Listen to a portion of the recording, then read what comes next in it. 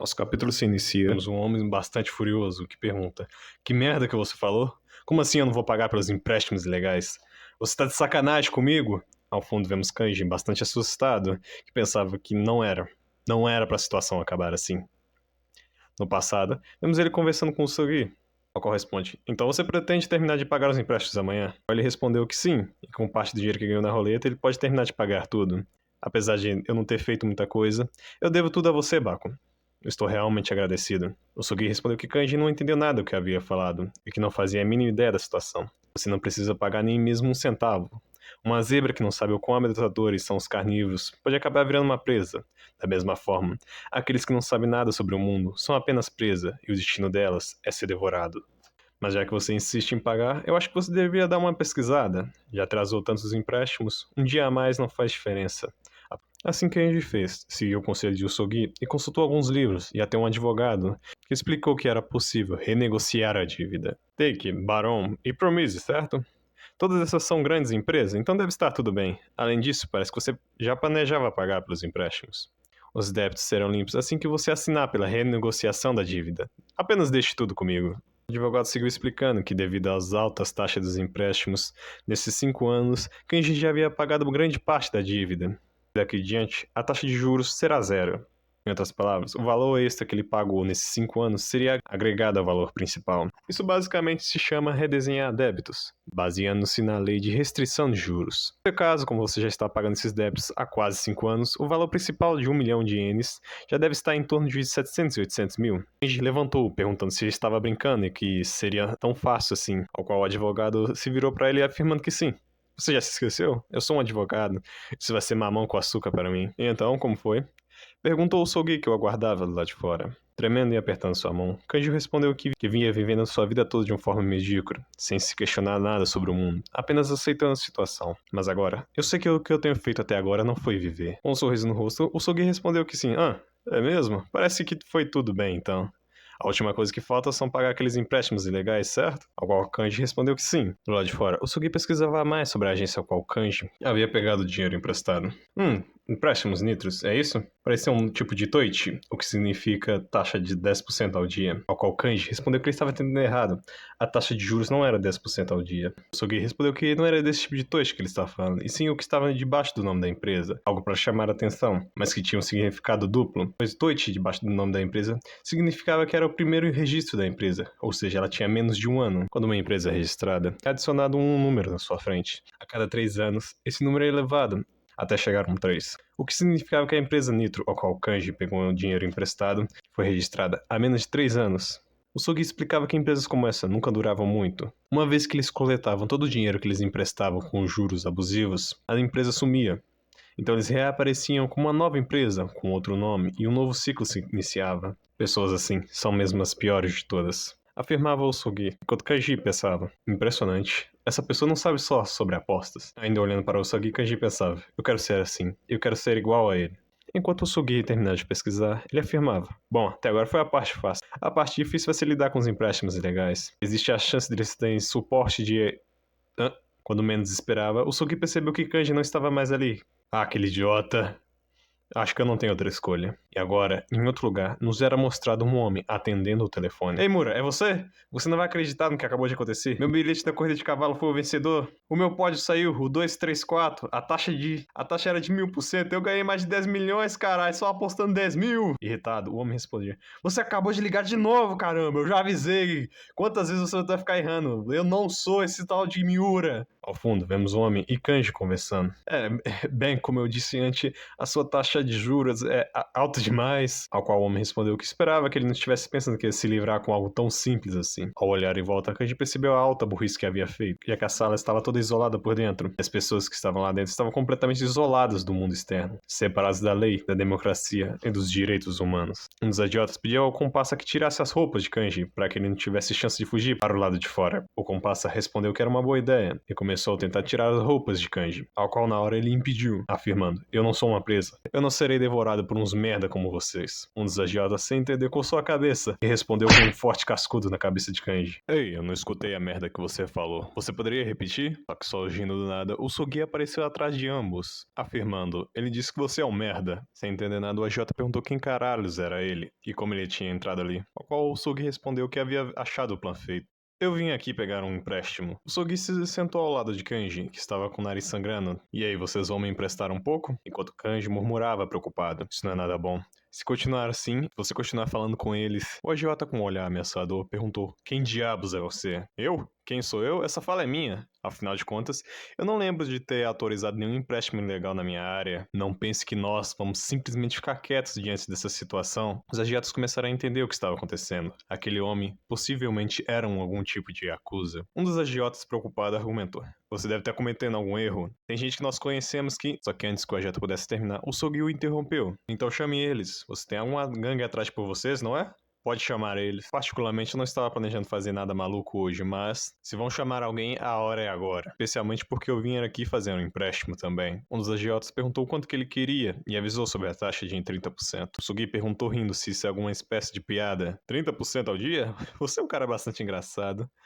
Mas já que é assim, acredito que 3 milhões serve. O valor surpreendeu ambos os agiotas que acharam que era algum tipo de piada. Você é alguma espécie de maluco? Nós só fazemos empréstimos de no máximo 100 mil por vez. Em que mundo alguém seria tão estúpido ao ponto de pedir tanto assim, ou até mesmo de emprestar? O Sugi colocou a mão em seus bolsos e respondeu: eu não disse que vocês teriam que fazer de graça. Aqui está a minha garantia. Agora os 3 milhões. Tirando a mão de seu bolso, ele jogou vários papéis amassados sobre a mesa. E se quiser, pode dar alguma compensação para o meu amigo aqui? Kanji, incrédulo, olhou para a mesa. Cupons de desconto para alguns aluguéis e filmes e livros? Isso é só um lixo que ele colocou no bolso? Kaiji olhou sem acreditar. Vamos lá, você não precisa se segurar, tio. Pegue sua garantia. Insistia o Sogi. O homem furioso virou para ele perguntando: escuta aqui, seu merda, você... Sem dar a chance de terminar, o Sugi já respondeu: sim, eu tô de sacanagem contigo. Os agiotas ferviam de raiva, enquanto Kanji observava tudo. Esse cara é realmente incrível. Finalmente entendi. Ele veio até aqui fingindo ser um yakuza, e ele tá apostando no fato que esses agiotas não têm nenhuma gangue por trás. Mas isso é realmente perigoso, pois esses caras não têm nenhum motivo algum para cumprir as exigências. E o pior, se eles tiverem suporte da yakuza. Então vocês são os idiotas que estão casando encrenca. Surgia vários membros de uma gangue. O Sugi e Kanji olhavam assustado. Um dos mafiosos afirmava: espero que estejam prontos para morrer. Foi mal, irmão. A gente foi longe demais e matou eles. Ah, sim, eu conheço um cara que trabalha na Bahia. Vamos jogar esses caras no rio. Ao fundo, o Sogi e Kanji era colocar dentro de 2 barris, cada um sendo enchido com cimento. É claro que toda essa situação se passou na cabeça de Kanji, que já estava ainda mais desesperado. Se isso realmente acontecer, eu estou morto, mas não há nada que eu possa fazer. Só acreditar que o julgamento de Baku esteja certo. Um dos agiotas olhava para a mesa e percebeu que no meio de todo o lixo que o Sogi jogou, havia um bilhete. O mesmo bilhete premiado sobre o qual ele recebeu ligações mais cedo. O agiota abriu um grande sorriso e Kanji, ao perceber a situação, começou a se desesperar ainda mais. O agiota caminhou até sua mesa e ergueu sua mão até o telefone. Droga, ele vai ligar pra alguém. Eles realmente têm suporte da Yakuza. Só tem 2 deles aqui. Se a gente lutar, talvez a gente consiga escapar. O agiota pegava uma chave que estava de trás do telefone. Bem, acho que não temos outra escolha. Nós também não queremos nenhum problema. Nós emprestaremos 4 milhões de ienes. Pode ser? O Sogi respondeu com um forte sorriso. Isso aí está bom. O agiota jogou o dinheiro na mesa e o Sugi e Kanji pegaram enquanto se retirava. Beleza, então, nós estamos indo agora. Ah, e antes que eu me esqueça, se vocês ainda estiverem abertos amanhã, eu vou voltar. Já do lado de fora, o Sugiko saiu cantarolando, enquanto Kanji quase derretia de nervoso. Baco, eu não tenho ideia do que acabou de acontecer. Eles realmente nos deram tanto dinheiro assim? E por que não chamaram ajuda? Sugi respondeu que, ajuda, você diz? Era impossível para esses caras ter algum tipo de suporte da Yakuza. O governo estava sendo cauteloso demais com empréstimos ilegais, e os Yakuzas não estavam arriscando muito, pois se fossem descuidados, seus esquemas poderiam ser facilmente desmantelados pela polícia. Você percebe pelo fato que eles foram estúpidos o suficientes para criar uma página na web, algo que só um novo e inexperiente no ramo faria, tentando chamar a atenção rápido. Assim que os vi, já sabia que eram 2 delinquentes sem suporte. Em outras palavras, 2 zebras estúpidas que só enxergam mato na frente de seus olhos. Enquanto isso, os 2 agiotas caminhavam pela rua. Um deles perguntou: Ei, você acha que fizemos certo em dar 4 milhões para que ele acuse em troca de nada? O comparsa sorriu. Não foi por nada. Naquela pilha de lixo que ele chamou de garantia, havia um bilhete de corrida de cavalos. Mais cedo, ouvi falar sobre essa corrida. O prêmio dela tinha uma taxa de retorno de mais de 1000%. Ambos riam, enquanto um dos idiotas afirmava: aquele idiota nem sabia que tinha ganhado. Eu quero mais que se ferre, eu vou trocar esse bilhete agora mesmo. Já no local da retirada do prêmio, os idiotas receberam uma notícia chocante. Desculpe, senhor, mas esse não é o bilhete vencedor. Incrédulos, os dois olharam para o atendente. Ao mesmo tempo, Kanji questionava o Sugi sobre o que tinha acontecido. Então o bilhete é... Isso mesmo, não vale nada. Era apenas uma isca. Mais cedo, eu usei um telefone público para passar um trote para eles. Comendo seu doce, o Sugi afirmou. Aquele tipo de escritório de empréstimo estava fadado a ser devorado cedo ou tarde. Para mim, aqueles caras não passavam de presas. Foi-nos informado que no outro dia, as palavras empréstimos nitros sumiram da porta. Após toda a situação, Kanji levou o Sugi até seu apartamento. Cara, esse lugar tá uma porcaria. Pelo menos esconde essas revistas adultas. Respondeu o Sugi enquanto dava uma olhada em volta. Qual é, cara? Me dá um tempo. Eu me mudei há quase um mês e ainda tenho muitas coisas para desempacotar. Mas graças a você, agora minha dívida foi renegociada. E eu queria poder te agradecer com alguma coisa. Ainda olhando em volta, o Sugi andava e pensava. Como caralho você vai poder me dar algo? Ele notava que, em meio às coisas de Kanji, havia uma conta falsa na mesa dele. Com um forte sorriso, ele olhava mais de perto. Então ele se mudou há apenas um mês. Abrindo outras caixas, Kanji encontrou uma fita. E o Sugi questionou o que era aquela fita.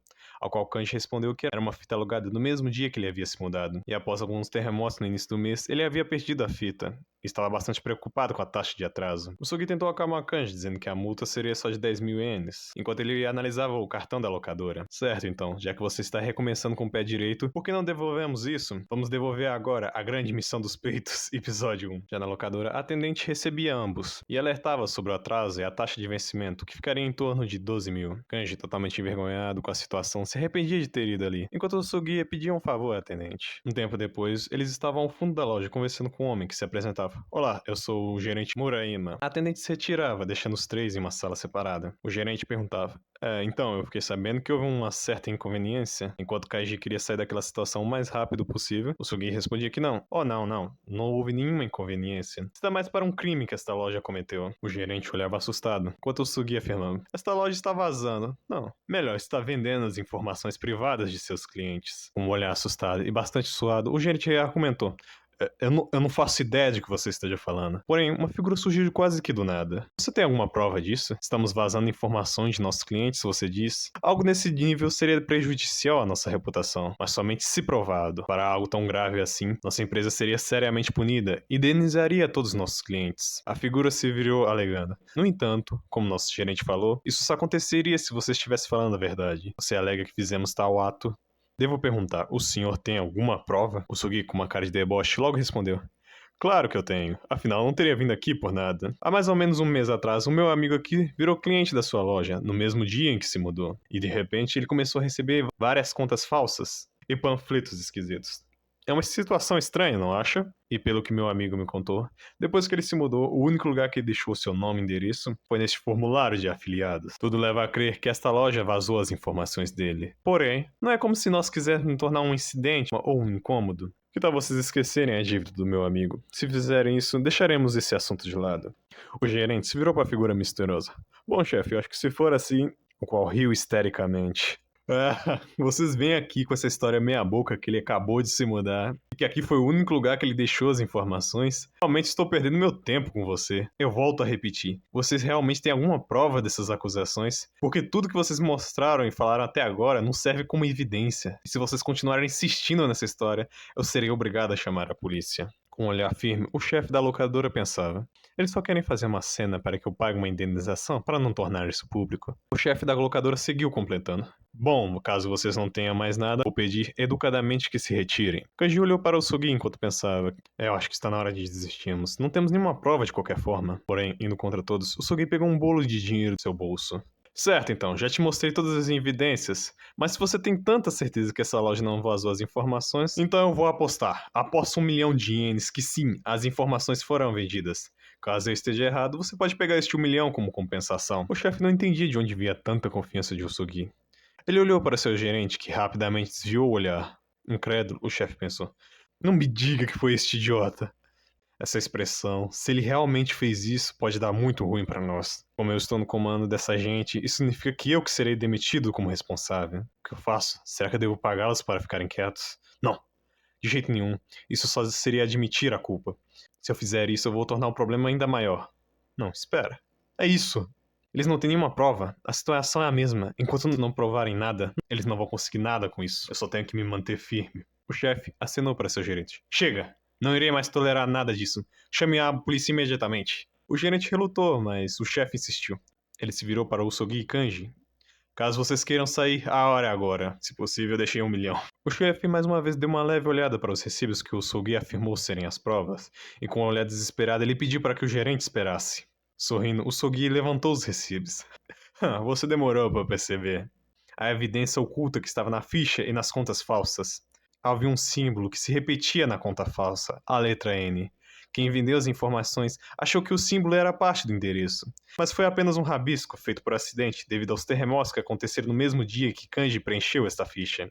Esse símbolo só foi escrito e achado nesta locadora, o que significa que as contas falsas com a letra N mostram que foram vocês que vazaram as informações. Essa é uma tática bastante comum, escrever as letras ao lado do endereço. Pode até ser usado para identificar locais que cometem esse tipo de crime. Mas é claro, desta vez foi apenas um acidente. Mas se levarmos isso à polícia, isso seria facilmente checado com outros afiliados, não é?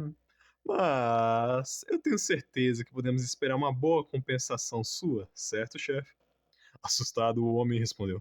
Certo, como desejar. Após um tempo, o Sugi e Kanji retornaram à casa de Kanji. Lá assistiram a fita, enquanto Kanji explicava. Depois de tudo, nós recebemos 2 milhões como compensação. E mais uma vez Baku venceu e me ajudou. Tudo isso em menos de 1 hora depois de vir na minha casa. Ambos jogavam pedra, papel e tesouro para ver quem poderia usar o quarto. O Sugi perdia, enquanto o Kanji continuava pensando. Tem algo que notei depois de passar bastante tempo com Baku.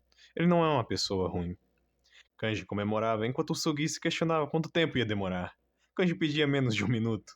E o Sugi se retirava, afirmando: 1 minuto? Que rápido! Já do lado de fora, o Sugi comia seu costumeiro doce, enquanto resmungava. Que diabos eu tô fazendo? Não o suficiente, eu preciso de mais. Muito mais dinheiro. Enquanto resmungava, Kanji finalizava. Mas também, com certeza, não é uma boa pessoa. Em outra parte da cidade, em um prédio abandonado, podíamos ver uma pessoa segurando uma bolsa. Ela estava ofegante e fugindo de algo, mas acabou tropeçando e derrubando a bolsa. Sem entender nada, ela olhou para trás, para sua perna, que havia sido decepada em um corte limpo. O homem gritou de dor. Acabou, por favor. Você pode pegar seu dinheiro de volta. Só me deixe ir embora. Você não vai ganhar nada me matando, não é? Das sombras, uma figura observava e jogou um lenço. Ei, seu sangue, está espirrando por todo lado. Aqui, use isso para limpar. O homem desesperado pegou o lenço.